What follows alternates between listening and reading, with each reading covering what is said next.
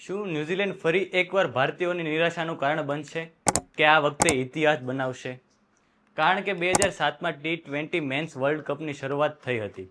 પ્રથમ tournament south આફ્રિકામાં યોજાઈ હતી અને તેનું આયોજન ઇન્ટરનેશનલ ક્રિકેટ કાઉન્સિલ દ્વારા કરવામાં આવ્યું હતું. વાત જાણે એમ છે કે સાઉથ આફ્રિકાના જોહોનિસબર્ગમાં 16 સપ્ટેમ્બર 2007માં પ્રથમવાર ભારત અને ન્યૂઝીલેન્ડ T20 વર્લ્ડ કપમાં સામસામે આવ્યા.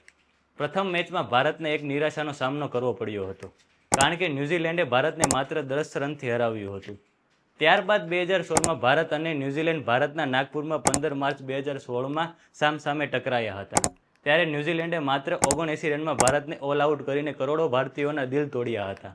ત્રીજી વાર 2021માં ભારત અને ન્યૂઝીલેન્ડ યુએઈના દુબઈમાં 31 ઓક્ટોબર 2021માં ફરીથી સામસામે આવ્યા અને ન્યૂઝીલેન્ડ 8 વિકેટે જીતી ગયું અને આપણા ભારતીયોને ફરીથી હાથ લાગી નિરાશા અને 3 વાર ભારતને હારથી સંતોષ માનવો પડ્યો હતો.